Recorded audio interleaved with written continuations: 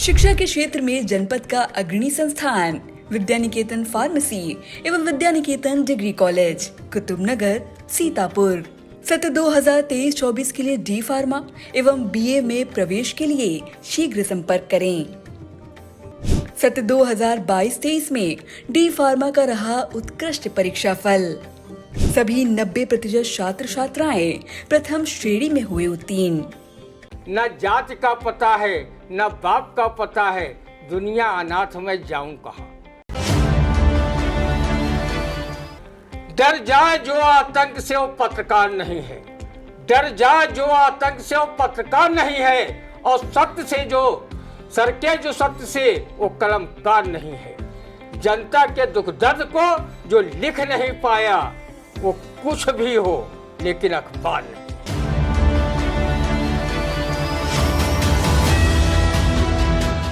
नमस्कार, स्वागत है आप सभी का आई इंडिया के खास शो रंदा में। खबरों पर रंदा चलाने के लिए आई इंडिया के स्टूडियो में मौजूद है वरिष्ठ पत्रकार, कवि एवं रंगकर्मी ज्ञान प्रकाश सिंह प्रतीक जी। तो प्रतीक जी, आपका बहुत बहुत स्वागत है आई इंडिया के स्टूडियो में। आज की पहली खबर की शुरुआत करते हैं, जहां प्रदेश कांग्रेस अध्यक्ष अजय राय ने कहा कि यूपी में भी हो जातिगत जनगणना और रिपोर्ट जारी। अब इस जाति जनगणना जो चलेगी उस पर क्या कहेगा, सुनते हैं रंदा। आदरणीय अजय राय जी, रंदा की न तो कोई जात है और न ही कोई धर्म।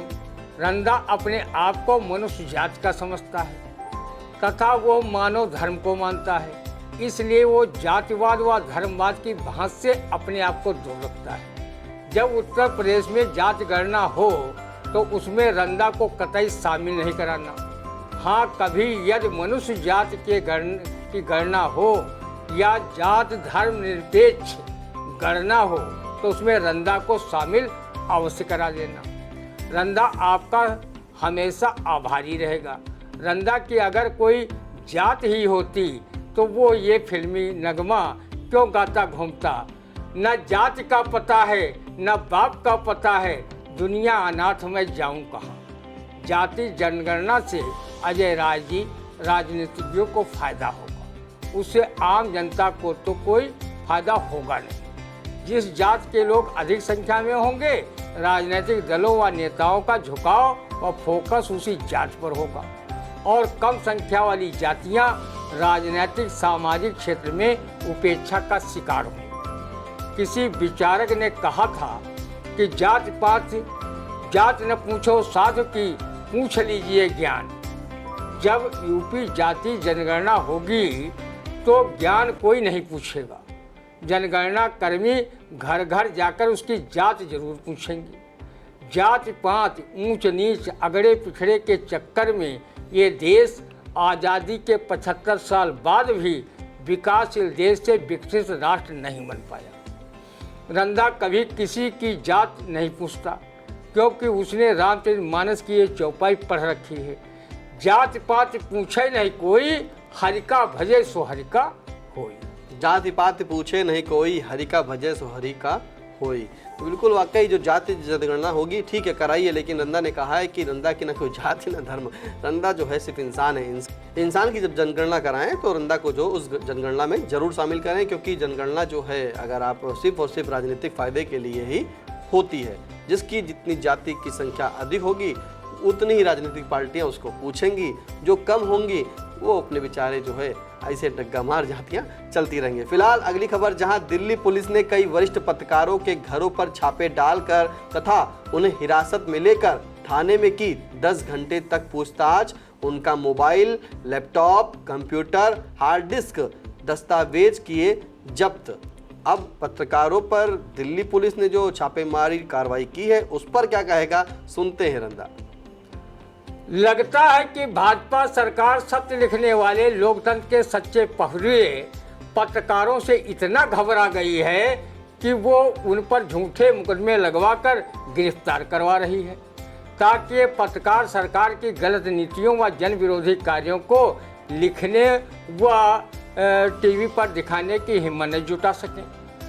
जो पत्रकार गोदी मीडिया का हिस्सा हैं और सरकार की गोद में बैठकर छोटे बच्चों की तरह किलकारियां भर रहे हैं, उन पर ये सरकार पूरा प्यार लुटा रही है। गोदी मीडिया के पत्रकार अनाप शनाप तरीके से कथित रूप से अकूत संपत्ति बना रहे हैं, उन पर कोई कार्रवाई नहीं हो रही है।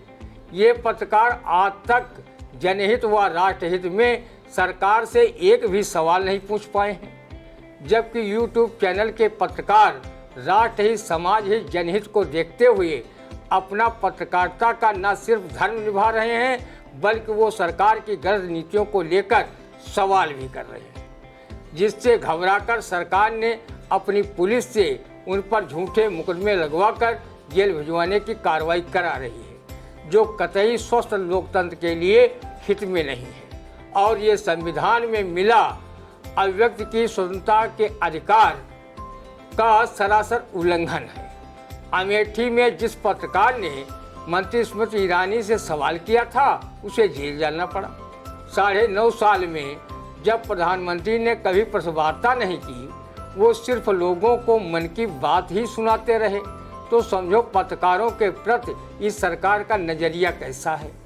दिल्ली पुलिस ने जिन पत्रकारों के घरों पर छापे डालकर उनसे थाने में 10 घंटे पूछताछ की है, वो पत्रकार बड़े से बड़े मीडिया संस्थानों में दशकों तक कार्य किया है। उर्मिलेश जैसे वरिष्ठ पत्रकार तो कई 5 दशक से पत्रकारिता के माध्यम से जनसेवा कर रहे हैं। अवसार शर्मा जैसे पत्रकारों ने जब गोदी मीडिया का हिस्सा बनने से इनकार कर दिया और सोशल मीडिया के माध्यम से जन सरोकारों से जुड़े मुद्दे उठाने शुरू किए, तो सरकार घबराकर ऐसे पत्रकारों को झूठे मुकदमे फंसाने की रणनीति के तहत उन्हें हिरासत में लेकर पुलिस ने घंटों पूछताछ की। गिल्ड ऑफ इंडिया से जुड़े 4 वरिष्ठ पत्रकार संपादक जब मणिपुर की घटना की रिपोर्ट लेने गए थे, तो उनके विरुद्ध भाजपा शासित राज्य मणिपुर की सरकार ने आपराधिक मुकदमा दर्ज करवा दिया था, जिस पर सुप्रीम कोर्ट ने पत्रकारों की गिरफ्तारी पर रोक लगाकर उन्हें राहत दी। अभी 1 अक्टूबर को 10 लाख से अधिक सरकारी कर्मचारियों ने पुरानी पेंशन बहाली की मांग को लेकर रामलीला मैदान में दिल्ली में प्रदर्शन किया था। इसकी गोदी मीडिया ने कोई खबर न तो अखबारों में प्रकाशित की और न टीवी न्यूज़ चैनलों पर दिखाया, सिर्फ यूट्यूब के न्यूज़ चैनलों ने इसे प्रमुखता से दिखाया। इससे सरकार में बैठे लोगों की धड़कनें बढ़ी और शुरू हो गई वरिष्ठ पत्रकारों के विरुद्ध पुलिसिया कार्रवाई। वरिष्ठ पत्रकार परंजय गुहा ठाकुरता, उर्मिलेश, अवसार शर्मा, भाषा सिंह सहित अन्य को हिरासत में लेकर उनके घरों से mobile, laptop, computer, hard disk बरामद की गई। पत्रकारों पर जुल्म ज्यादती करने वाले भूल जाते हैं कि इमरजेंसी के समय भी कांग्रेस सरकार ने अनेक पत्रकारों को जेल भेजा था। इसका परिणाम ये हुआ था कि 1977 में हुए लोकसभा चुनाव में कांग्रेस की लुटिया डूब गई थी और स्वयं प्रधानमंत्री इंदिरा गांधी रायबरेली से जनता पार्टी के उम्मीदवार रहे राजनारायण के हाथों पराजित हो गई थी। रंदा का मानना है, अगर जनहित, राष्ट्रहित व लोकतंत्र के हित की बात उठाने वाले लेखकों, पत्रकारों, कवियों, साहित्यकारों पर झूठे मुकदमे लगाकर उन्हें जेल भेजा जाएगा, तो इससे पूरी जनता में सरकार के विरुद्ध गलत संदेश जाएगा। इसका खामियाजा 2024 के लोकसभा चुनाव में मोदी सरकार को भोगना पड़ेगा। रंदा ने सभी पत्रकारों से अपील की है कि वो हमेशा सत्य खबरों को लिखें तथा राष्ट्र समाज हित में अपनी पत्रकारिता करें। अगर सत्य खबरों के लिए फांसी के फंदे पर भी चढ़ना पड़े तब भी अपने कर्तव्य मार्ग से न डिगें। आप गणेश शंकर विद्यार्थी के आदर्शों पर चलकर स्वच्छ व स्वस्थ पत्रकारिता करें। सरकारें तो आती जाती रहेंगी, अगर सरकार अच्छा कार्य करती है तो आप उनकी अच्छी खबरें प्रकाशित करें। अगर सरकार जन विरोधी कदम उठाती है तो उसे भी लिखने में गुरेज न करें, अर्थात सबकी खबर लें और सबकी खबर दें, ये उसूल याद रखें। रंदा सरकार में बैठे लोगों से भी अपील करता है कि उस सियासी स्वार्थ के लिए पत्रकारिता की पवित्रता को नष्ट न होने दें और सत्य लिखने व डिजिटल मीडिया में सत्य दिखाने वाले पत्रकारों पर फर्जी मुकदमे लिखवाकर उनका उत्पीड़न न कराएं, नहीं तो सत्ता हमेशा नहीं रहती है। आपका भी कभी समय इतिहास लिखेगा। नेपोलियन बोनापार्ट जो आक्रांता था, उसने भी कहा था, मुझे दुनिया की किसी तोप तलवार से डर नहीं लगता जितना डर एक कलमकार की कलम से लगता है। आप सभी जनता के पत्रकार बने, कवि पद्मकांत शर्मा प्रभात ने भी कहा है कि डर जाए जो आतंक से वो पत्रकार नहीं है, डर जाए जो आतंक से वो पत्रकार नहीं है, और सत्य से जो सरके जो सत्य से वो कलमकार नहीं है। जनता के दुख दर्द को जो लिख नहीं पाया वो कुछ भी हो लेकिन अखबार नहीं है। बिल्कुल, डर जाए जो आतंक से वो पत्रकार नहीं है, सरके जो सत्य से वो कलमकार नहीं है। जनता के दुख दर्द को जो लिख नहीं पाया वह कुछ भी हो लेकिन अखबार नहीं है। जिस तरह से सरकार जो है पत्रकारों पर फर्जी मुकदमे लगवा रही है, पत्रकारों के खिलाफ कार्रवाई कर रही है, तो कहीं ना कहीं ये देश हित और जनहित की बात नहीं है। क्योंकि जो डिजिटलाइजेशन है, सोशल मीडिया है, उसी पे पत्रकारिता चल रही है। यकीन मानिए वो वही लिख रहे हैं जो हकीकत हो रहा है, हकीकत दिख रहा है। लेकिन अगर सरकार उन पर भी कार्रवाई करेगी तो आखिरकार सच कहाँ जाएगा। फिलहाल जो एक पत्रकारों के ऊपर कार्रवाई हो रही है वो गलत हो रही है। अगली खबर की शुरुआत करते हैं, जहां संपत्ति हड़पने के लिए युवती ने रचाई थी अमीर जादव से शादी। रोहतक हरियाणा की एमए पास प्रीति कर चुकी है 10 विवाह। अब संपत्ति हड़पने के लिए बताइए ऐसे काम होंगे कि शादी कर ली जाएगी, वो भी 1 नहीं, 2 नहीं, 3 नहीं, 4 नहीं, सीधे 10 शादी। तो 10 शादी पर क्या कहकर रंदा सुनते हैं। रंदा को अगर ये युवती शादी के लिए डोरे डालती तो रंदा उसे एक काव्य पंक्तियां सुनाकर शादी से इनकार कर देता। ऐसी शादी से होगी बर्बादी, मुझे करना नहीं ऐसी शादी। रंदा ने सुन रखा है जब एक युवती शादी विवाह का नाटक करके संपत्ति हड़पने के लिए मर्दों पर डोरे डालती है तो वो अपनी लज्जा शर्म संस्कार को बलाए ताक रख देती है। रंदा ने भी बड़े बुजुर्गों को कहते सुना है, एक नार दुई से फंसी और जैसे दुई तैसे हंसी। आजकल फेसबुक सोशल साइट के जरिए भी शादी विवाह की बात चलाकर तथा अश्लील बातें कर धनी परिवार के युवकों को धंधेबाज महिलाएं लड़कियां फंसाती हैं और फिर उन्हें ब्लैकमेल कर बर्बाद कर देती हैं। इसलिए युवक युवतियों को बर्बादी से बचने के लिए अश्लीलता परोसने वाली व अपरिचित लड़कियों लड़कों द्वारा प्यार व शादी के झांसे से बचो, इसी में भलाई है। रंदा प्रीत जैसी ब्लैकमेलर युवतियों से शादी के झांसे में फंसना तो दूर, प्रीत की बातें करना भी महापाप समझता है। रंदा भले ही अखंड कुंवारा रहकर स्वर्गवासी हो जाए, पर प्रीत जैसी धंधेवाल लड़कियों से शादी कभी नहीं करेगा। रंदा पूर्व प्रधानमंत्री स्वर्गीय अटल बिहारी वाजपेयी, मरहूम मुख्यमंत्री जयललिता, पूर्व राष्ट्रपति रहे APJ अब्दुल कलाम, पश्चिम बंगाल की मुख्यमंत्री ममता बनर्जी, उत्तर प्रदेश की पूर्व मुख्यमंत्री मायावती, उत्तर प्रदेश के मुख्यमंत्री योगी आदित्यनाथ को अपना आदर्श मानता है। रंदा अपने विश्वगुरु प्रधानमंत्री नरेंद्र मोदी जी को अपना आधा आदर्श मानता है, क्योंकि उन्होंने शादी के बाद अपनी धर्मपत्नी को अपने साथ नहीं रखा। जब इन महान विभूतियों ने शादी जैसे 16 संस्कार का हिस्सा नहीं बने और इन्होंने अपने देश प्रदेश की जनता के हित में बड़े से बड़े कार्य किए, तो फिर रंदा क्यों धंधेबाज प्रीति जैसी मंचली युवतियों से प्रीति लगाकर अपनी जमा पूंजी उसके हवाले करे और माया मिली न राम की कहावत चरितार्थ करे। रंदा जब भी शादी करेगा तो वो किसी दाल भात चरित्र वाली युवती से नहीं करेगा, बल्कि चरित्रवान युवती से करेगा।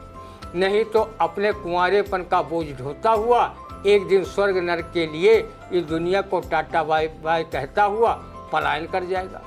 रंदा की रोहतक पुलिस से अपील है कि ऐसी गैंगबाज युवतियों के विरुद्ध कठोर कार्रवाई करें जो सिर्फ किसी की संपत्ति के लिए शादी करके रफू चक्कर हो जाती हैं और अगला शिकार फांसती हैं।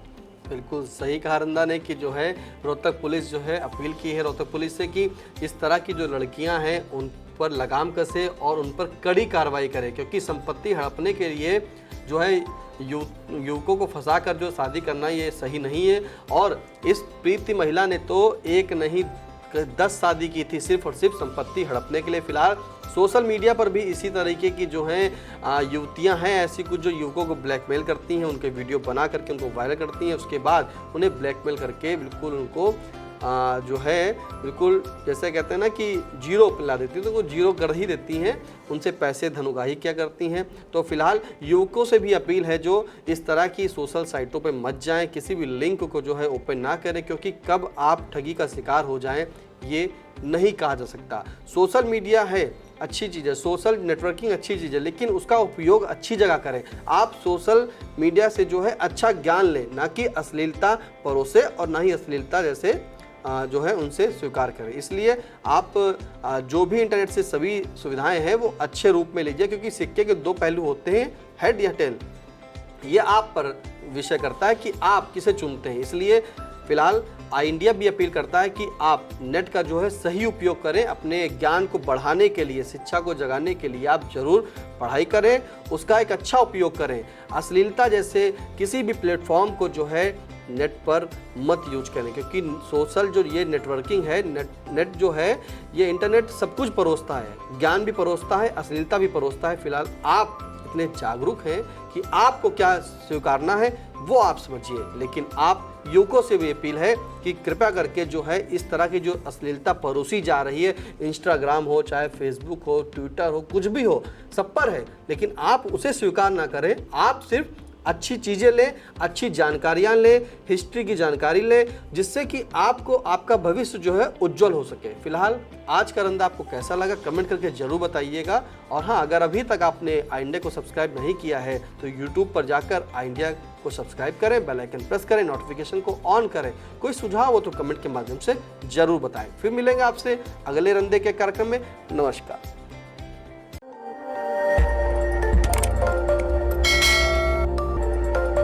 खबर आपकी, नजर हमारी। देखते रहिए आई इंडिया।